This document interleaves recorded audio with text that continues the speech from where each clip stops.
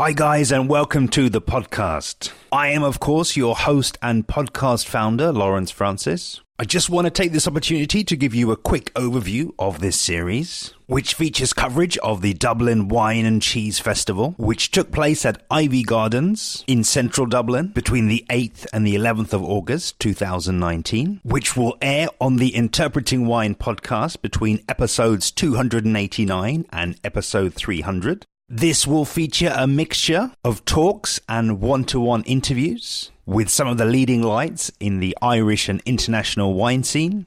This consumer fair is now in its second year, and I was seriously impressed with the quality of speaker overall. I think that events of this type really lend themselves well to being covered for the podcast, and would love to feature more events of this kind in the future. So without further ado, here is today's episode of the Dublin Wine and Cheese Festival 2019 series.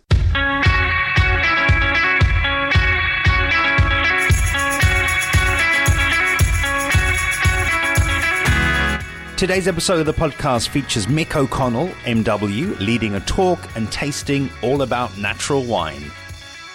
In the episode, Mick builds the audience's understanding of some of the different labels that are often given to wine, through from organic to natural, illustrating each of these with a carefully chosen wine, interweaving this with his own experience and background, and finishing with a recent vintage of his own wine. Enjoy. Welcome. I'm just amazed that you can all get an afternoon off work to come and drink wine and eat cheese. That's pretty impressive. You should all be like high-fiving bosses and stuff like that. Incredible that there's that amount of lushes in Dublin. I love it. I'm just delighted. So we're going to talk today a little bit about natural wine.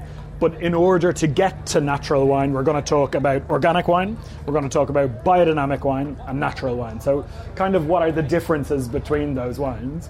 And thankfully, we have some very, very tasty wine that we're going to pour for you guys as we go along. So the first wine that we're going to look at here is from an Irish woman from Mayo, and she makes wine in Burgundy.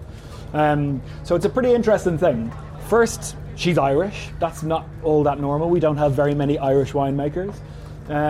Secondly, doing it in Burgundy. I mean, Burgundy is probably the most classic wine region. You know, it is where all of us wine geeks would have our heart. You talk to wine geeks about where they've had their epiphany moments about wine, and it's almost always something to do with Burgundy. The interesting thing with her is, obviously she wasn't born in Burgundy, she wasn't even born into Burgundy, so she's not Burgundy royalty like, I guess, most of the people who are there already. So she's what we call a micro-negociant. So what she's going to have to do for producing her wine is she's buying grapes off farmers who are over there, and then she's taking the grapes, bringing them back to her winery, and then producing a wine. And what you've got in front of you now is a Saint-Romain, so that's a Chardonnay, and this is all from organic fruit. Okay, so organic. What does it mean? We probably, you guys are high enough engagement with booze to have taken a Thursday afternoon off work to come and drink booze. But I guess some of you do organic food and things like that as well when you go shopping in the supermarket or whatever. But organic basically means that they're blocking the use of herbicides, pesticides, all of this bad stuff. So organic is kind of, this is what you can't do. There's no kind of, we're suggesting that you do this. It's more, we're stopping you from doing this. So these are organic and certified organic grapes. And I guess I wanted to start with this wine, really because I think when you taste it, it's a pretty normal wine. Have most of you got some of it now? So this is a classic Burgundy wine. It is pretty damn good. I hope you agree. This is something that you'd probably see retailing for about 55 quid. So I did say if you have, he heard the 55 quid and said, fill me up. So I said, for the people who are doing the thing of getting the afternoon off work, we may as well, get out of bed for a reason, folks. You know what I mean? So yeah, the guys down at Green Man retail this. So have you got any of this, Roddy? Oh my God, shock horror. Roddy will have this in stock next Monday. Definitely. So again, sometimes I think people have an idea that organic wine might be something kind of different from normal wine. And I think you'll agree from tasting this, it's pretty normal wine. It's not crazy, it's just very, very delicious. It's Chardonnay, lightly kind of nutty in itself, nice ripe fruit, bright acid, would go well with loads of cheese, which is kind of suitable given where we are, which is great. Do we like it? A good start? Good. But do we agree as well that it is a kind of normal wine? It's not nuts, it's not mad, it's just a really good glass of wine. Good. So I guess some of what I wanted to show you today is like, you have wines that are made with these kind of titles on them, with these labels on them, organic, biodynamic. Even if they're not on it, quite often you'll see them with kind of quirky looking labels, and you might be saying to yourself, is that a good thing? Is that a bad thing? I'm not entirely sure. Is organic good? Yes, it's good in terms of they're farming more cleanly. In general, if someone is going to the hassle of farming organically, they're probably also taking the time to do the wine-making piece pretty well as well. So, but the interesting thing again about organic is it's really only talking about what you're doing in the vineyard. That's all it is. It's literally talking about the grapes. And I think sometimes we kind of, maybe us here in Ireland, very far removed from where wine is often made, are probably thinking, wine is just this thing, you grab the grapes and it's all made in the winery. Most good winemakers would tell you that really good wine is actually made in the vineyard, as in it's really grape growing. In France, they don't really have a word for winemaker. The word they would use is vigneron, and vigneron really means grape grower.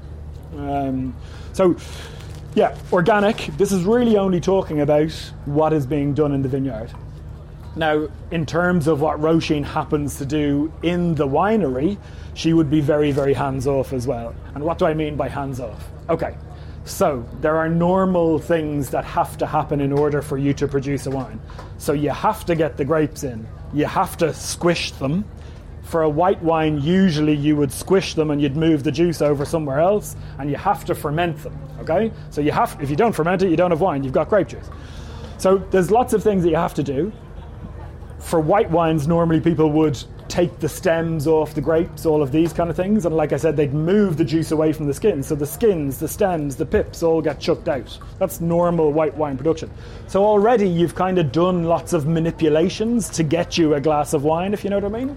Then quite often people would go into, say, a big stainless steel tank, or a small stainless steel tank, of course, or a barrel, or what you're seeing a lot of on trend at the moment is like concrete tanks, things like that. So these are very trendy ways of doing wine. You can also do lots of additives in wine. You can add stuff like, there's the big bad mega purple, which is this kind of like thing that kills all of the stuff in the wine, but also adds colour at the same time. You can add things like yeast. Yeast is a pretty normal thing. If you talk to any of the beer people who are here, they'll all add a yeast. In wine, we've probably, certainly in the kind of wine you're going to see here, we've probably got to a point where we're kind of going, you know what, if you're adding yeast, that's not really as cool as letting the normal yeast that just are around the vineyard do its own thing. And one of the reasons that we would be saying that is quite often with a spontaneous yeast fermentation, so their own yeast, the yeast that is natural to that winery or vineyard, tends to be a slower fermentation. You tend to get more flavours. So there is a reason for it there, But what I'm saying with Róisín, she's not doing all these manipulations. She presses the wine, ferments the wine, spontaneous fermentation, so it's on its own yeasts. It goes into oak, some new oak, some old oak, and you can taste that a little bit in the wine. So while it is just an organic wine in terms of in the vineyard, she is also doing very, very clean winemaking. And I think you see that here. Cool. So, given that some of you have empty glasses, we'll move on to biodynamic. Okay. So we're kind of at the Vincent Caillé, the Cab Franc. Thanks, Murray. So, organic, we're kind of saying, is a little bit like, you know what, you can't do that. You can't do this, you can't do that, you must not do that. Biodynamic probably goes a little bit further. It says you can't do all those things, so it's organic, but it's kind of super hippie charged organic. So, biodynamic is a little bit, sometimes I kind of compare it to homeopathy, in that, you're kind of saying to yourself, I've just had an antibiotic, I'm feeling pretty run down, what am I going to do? I'm going to get a probiotic. And you're kind of going, it's about trying to introduce good stuff back into the wine. It's almost like looking at things as prevention rather than cure. That's certainly the idea. The other thing with biodynamic is they look at the vineyard and the winery as one kind of piece, one whole entity. And the idea is that you should really, again, have much kind of cleaner styles of wine. Biodynamic tends to, again, because you're not just talking about the vineyard now, you're talking about going into the winery as well. Everything is done as one kind of piece. The reason that people kind of look at it and go, it's a little bit hippie, is because they do some mad stuff for those kind of homeopathic remedies. So one of the things they do, for example, they'll bury cow horns with cow manure in them. They bury them. I don't know why they bury them. Who knows? But they ferment the cow manure. Then they take out the cow manure on a lunar cycle. Obviously on a lunar cycle. I mean, what else would you be doing? Then they take this fermented poo, basically, and they'll dynamize it with water, and you have to use words like dynamize. That's not just marketing. I mean, it really works. But you dynamize it, so you're putting it through a kind of flow of water, and then they basically put it into like a jetpack and spray it on the vines. And there's and that sounds really hippie, but there is a reason for it, and there's a really logical, practical reason for it. They're basically developing bacteria. They're putting it into water, they're putting the bacteria onto their vineyard, so they're trying to increase, and this is the big word, they're trying to increase biodiversity in the vineyards. So these are people who are really taking a kind of long-term look at not only their own property, but the wines that they make and the health of their own property. You guys with me? I know it gets a bit nerdy, doesn't it? It really does. Sorry about that. The other one that I really like is for the biodynamic preps is they use silica. So they lash some silica in, again, they dynamize the water. Do not forget to dynamize the water. You must dynamize the water. So they dynamize the water, and silica, if you think about it, is a kind of shiny crystal. So you're sticking this into the water, and then similarly, you're spraying it onto the vineyard. So you spray it onto the vineyard, and what does that do? Well, it obviously makes whoever is doing it tired, but probably gives themselves a pat on the back. I've done well here, done a good day's work. But if you think about, say, a day like today, if you've got the foliage of the vineyard, and for Lawrence's podcast, I'm gesticulating with a hand here. I mean, I'm not sure how we're going to get that on the podcast. I don't know. But anyway, you've got a hand or a leaf facing down, and you're basically spraying on the shiny bits, and you're reflecting the sun up into the vine.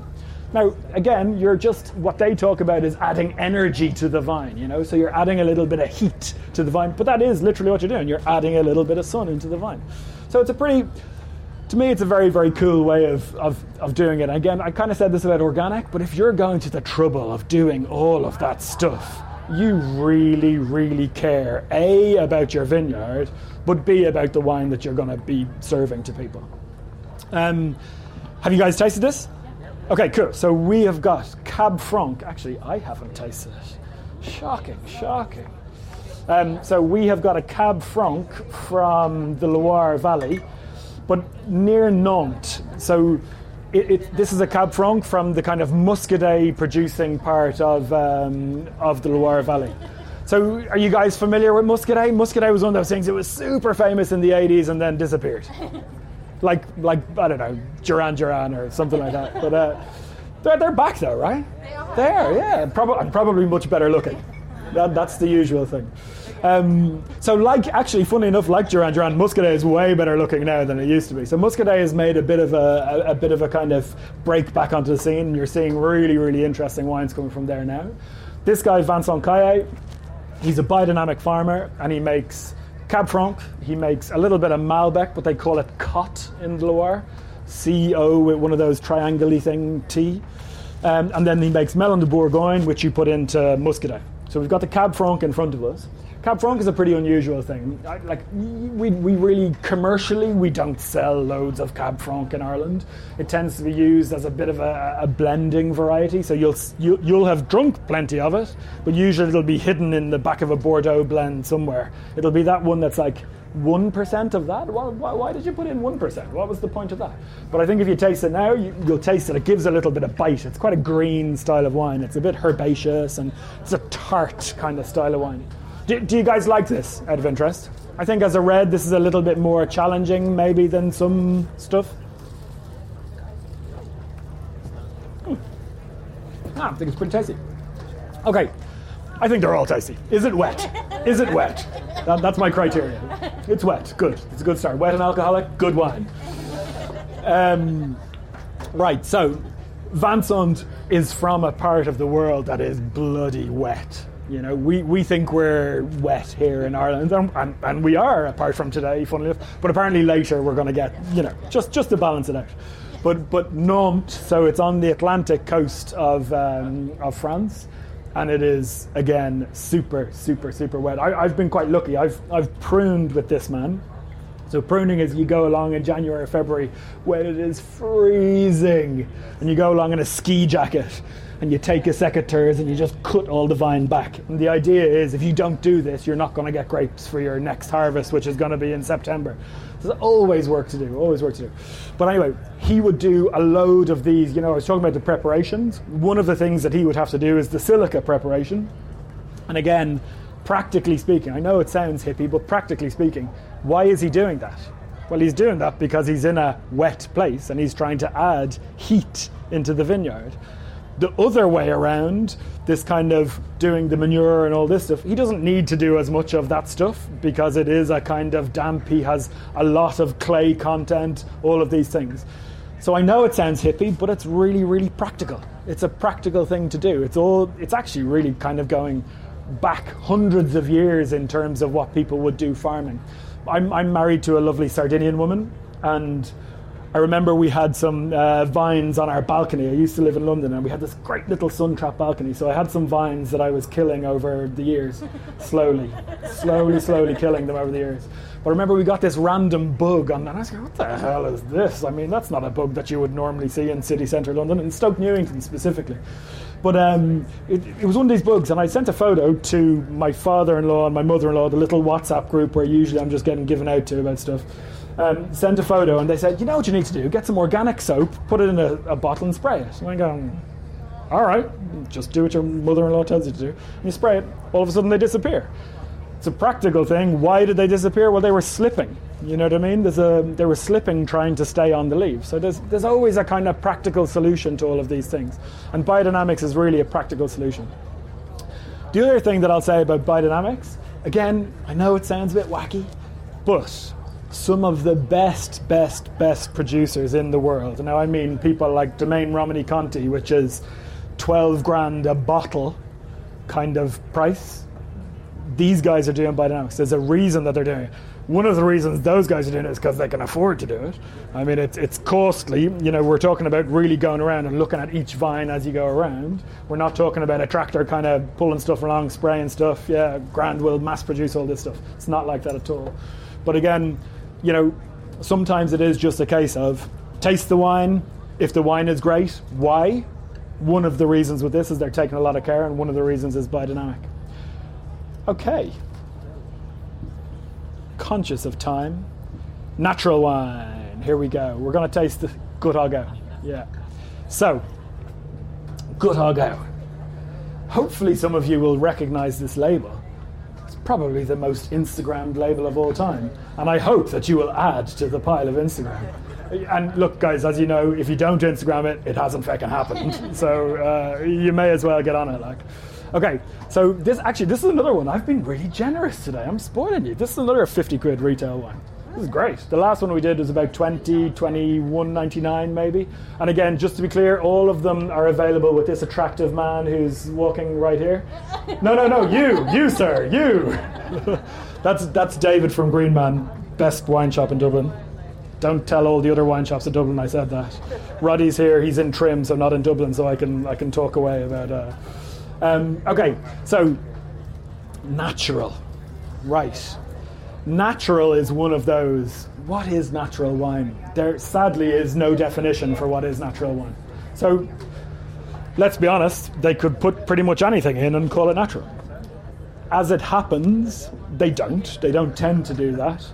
What natural tends to be is almost zero manipulation. So we're talking about manipulations that you can do in the winery, like moving the wine around. You can put it through reverse osmosis machines.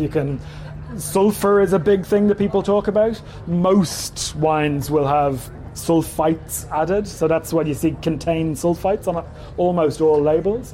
These particular guys, these would be fairly militant in their kind of ideals around natural wine, and this has no sulfites added at all. So if you think you're allergic to sulfites, if you think you are, A, you're probably not, just to be clear, but B, if you really genuinely are, this is the wine you can drink.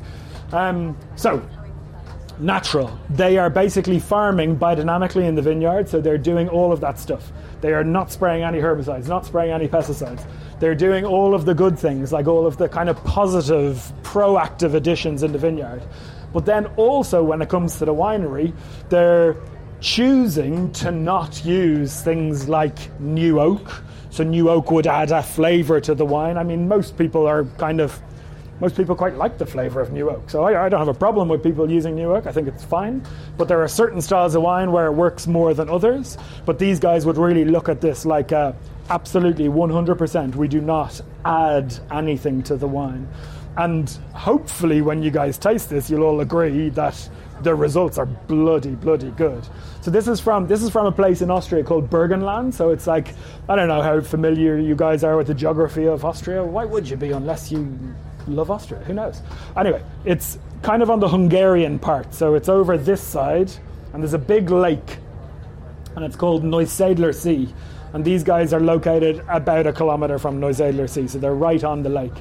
It's an interesting region because, again, this would have been part of the kind of Austro-Hungarian Empire. This is a local variety called Rosler and then Blaufränkisch. I have already seen that someone does not like the wine. Dun dun dun. I don't like red. Walk of shame. Walk of shame. No, thank you. Don't like red. Don't like red. Ah. I know, right? I mean, it's one of the primary colours. We're going to have to work on this. You're my buddy now for the day. You have to tag along by me and taste everything that I taste. It's going to be terrible, but we'll get through it. In Ireland, we have this thing, basically, on your 18th birthday, you're like, going to the pub. Which pub? The really shitty pub at the end that I never will go to again other than on my 18th birthday. And I will be force-fed Guinness until I like it. But you will like it.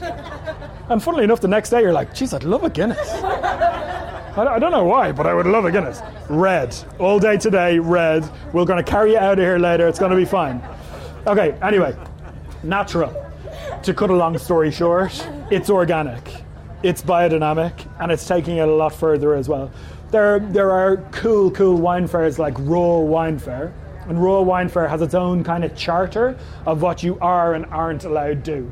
So I think Raw's charter is 70 parts per million of sulfur you're allowed to use. So like that's a pretty low amount of sulfur that you are allowed to use. But here again, there's no added sulfur.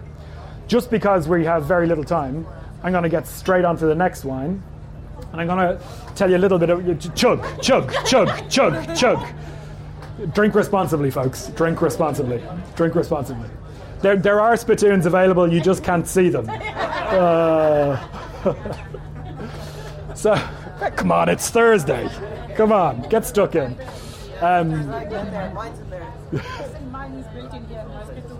It's a built-in, it's a back spittoon. Backspitting, it's the way to go. So, the next wine we're going to do is a wine that is... Yeah, so if anyone doesn't want to chug their wine, Mary's also going to bring around a paper cup so you can like non-chug and take your time and appreciate and be a connoisseur and, again, drink responsibly. So this next wine is a wine that's very close to my heart because it's my wine. Hey! Now, can I just say, you should always, when someone says that, reserve your applause until you've tasted it. Okay? Okay, good. So next time you do that, just be like, oh, it's your wine. Great. I'm sure that's going to be... And then, chew your way through it and go, oh, it's delicious.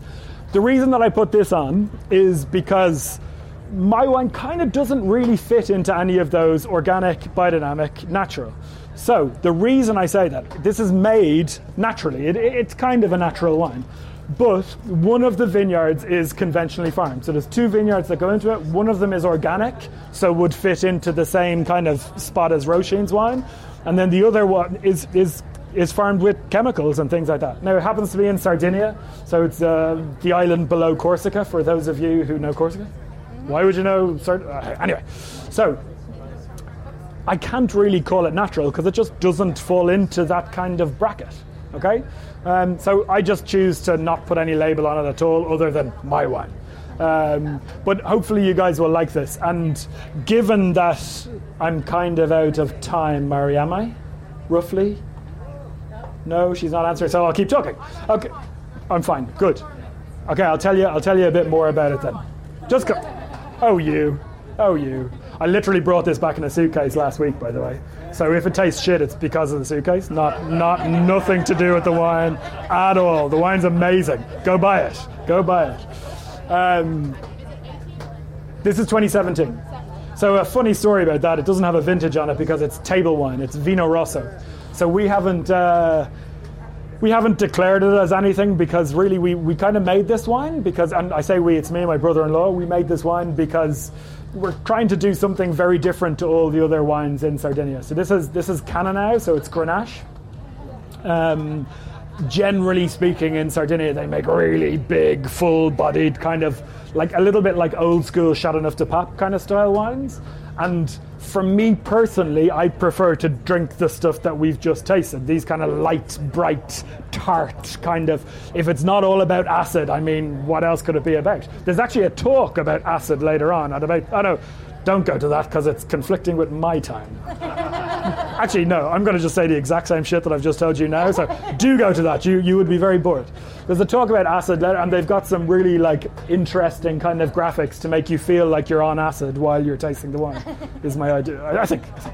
Okay, so what we've done, which is really different to what everybody else is doing in Sardinia, we've picked really early. So the grapes in this glass of wine were picked kind of August 27th, August 28th. And our idea for that is we're trying to maintain freshness, maintain acidity. And you should, I hope, taste a wine that has quite a lot of bite. So I say bite, but like other wine nerds will say structure. Structure is all the stuff that you can measure in a glass of wine. So it's like you can measure the tannin. Do you guys know what tannin are? Tannin are like the kind of bitter, drying sensation you get. Think about squeezing a tea bag really, really tight. Like you get that kind of astringency. But yeah, we wanted to make a wine that has a lot of bite and a lot of vibrancy. This one that you're tasting now is 2017. It's a really, really hot, dry vintage. So it ends up that it is even more structured. It is more tannic than it probably normally is. The 2018, by comparison, is really bright, light, almost like a Róisín style. It just is the change of the vintage. We pretty much pick at the same time every year. Make sure to get my good side, won't you? So we've anyway, the reason I was saying about the 2017, there's none of that in the label, we're just calling it a Vino Rosso. We had a bit of a run-in with people. It's now called GN Guerra. It used to be called Garnacha, not Guerra. You can't call it Garnacha because that's a synonym of Cannonau, and we would have to be calling it Cannonau di Sardegna and blah blah blah blah blah blah blah. You know, for people who are very happy to flaunt the rules for themselves, you'd have thought they'd let me do it as well, but they did in the first 2 vintages, not in that one. Okay, does anyone have any questions? In my head when I was starting, I was going to go, do you know what, we're going to make this it's going to be a debate, it's going to be 2 ways. And I've noticed that I have just talked for a half an hour straight. I'm feeling kind of tired. What would you use for fining if you're making organic wine? You can't use... It's an amazing question. What would you use for fining if you're making organic wine? So I love that question. It's my favorite question possibly ever. Do you do wine as well? I used to do in Kenya, but now I ferment other things. Awesome. Like what? Kombucha, sauerkraut. Got any in the bag? I brought my wrong bag. Okay, great one. What would you use for fining? And fining, just for some of you who don't know what fining is, because why would you? But fining is kind of, in one, it's a little bit like clarification. It's like taking the colour out. It's a very interesting thing because this particular wine ain't fined, as you can tell. So what would you use for finding if you're doing organic wine? Time, gravity, coolness, cold. They're the big ones. You can use egg fining. You can absolutely use, egg whites people tend to use. But really people have stopped doing that because of the thing of veganism and vegetarianism and all of those kind of things. So people like the idea that their wines are vegetarian. But the big one is cold temperature. And time. Time is the best filterer or finer of wines. Definitely. Their words. Any other questions? Yes. Defo. What is it meant to be served chilled? Absolutely. And I would fully recommend you all drink your red wines a little bit cooler, your white wines maybe a little bit warmer. You taste different things at different temperatures, 100%. And again, like I was saying, for us, it's all about trying to get a little bit more bite in the wine. We want the wine to be refreshing, and generally, it's refreshing isn't a word we use quite often with red wines. So here we're kind of going refreshing and get it a bit cooler and you get it a bit more refreshing. Questions? No? Good? Thank you, folks. You're very good to listen. Thanks. Take it easy.